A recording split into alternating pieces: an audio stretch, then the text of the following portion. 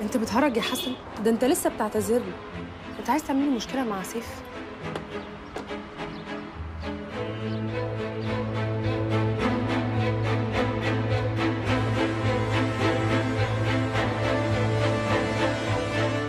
سيف، هو انتوا قاعدين بتعملوا ايه؟ هو انت بتراقبني ولا ايه؟ ردي عليا، قاعده بتعملي ايه؟ هو انت مش خلصت شغلك؟ مين الباشا عشان تقعدي معاه؟ ودي بمناسبه ايه ان شاء الله الهديه الحلوه دي؟ ايه يا استاذ سيف، عيب الكلام اللي بتقوله ده. انا بتكلم مع مراتي، حد وجه لك كلام؟ وانت مين قالك ان احنا خلصنا شغل؟ ما خلصتوش شغل، المصور مشي والباشا مطلع لك سلسله ذهب، ناقص ايه تاني يا حبيبتي؟ لا انت اسلوبك صعب قوي يا استاذ سيف. واضح ان ريهام كان عندها حق في الكلام اللي بتقوله. لا ده واضح ان انتوا في كلام داير ما بينكم بره الشغل، كلام عن حياتنا اللي بقت ماده للرغي يا هانم. انت فاهم غلط والكلام ده مش حقيقي. ومين قالك اصلا ان انا هقبل الهديه دي؟ وادي الهديه اللي مضايقاك اهي. بس على فكره بقى، المشاكل اللي بينكم ملهاش اي علاقه بالهديه. المشكله الحقيقيه ان حضرتك بدات تراقبها وتطب عليها في الشغل لمجرد ان جالها ترقيه، كانك مش قادر تشوفها بتنجح وبتكبر. حسن ممكن تمشي دلوقتي حالا لو سمحت؟ ممكن تمشي؟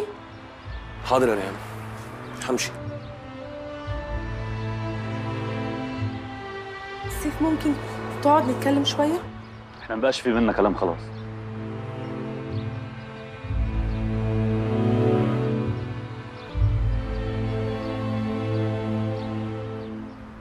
مريم انا قلقت عليكي جدا على فكره، كلمتك كذا مره ما ردتيش، ما بتجيش كلاب هاوس. وبعدين يا نور فين مختفي؟ فضلك يا نانسي بليز تجيبي لي سيره نور دي خالص، مش عايزه اسمع اسمها تاني. ايه ده، اشمعنى انتوا اتخانقتوا ولا ايه؟ اتخانقنا وانا مش عايزه اعرفها تاني. صراحه يا مريم انا نور دي ما برتاحلهاش من الاول. انا لقيتك بتحبيها قوي ومدخلاها وسطنا، بقت حياتنا فجاه كل يوم. انا بجد بحس انها بتوقع وبتسخن، كنت بحس انها بتيجي على خراب بيتك يا مريم. انت ليه عمرك ما قلتي لي الكلام ده؟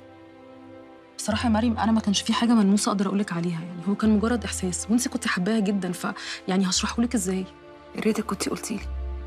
عامه نور بالنسبه لي خلاص انتهت. بصي يا مريم انا ما اعرفش ايه اللي حصل بينكم ومش هسالك، انا المهم عندي ان انت تكوني مرتاحه.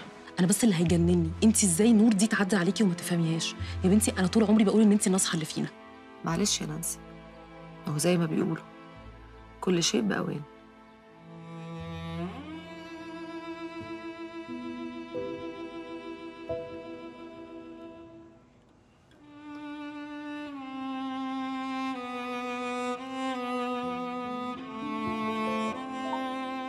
سيف انا عارفه ان اللي عدى علينا الفتره اللي فاتت كان صعب،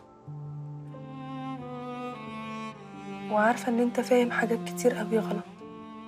ممكن تخلينا نتكلم؟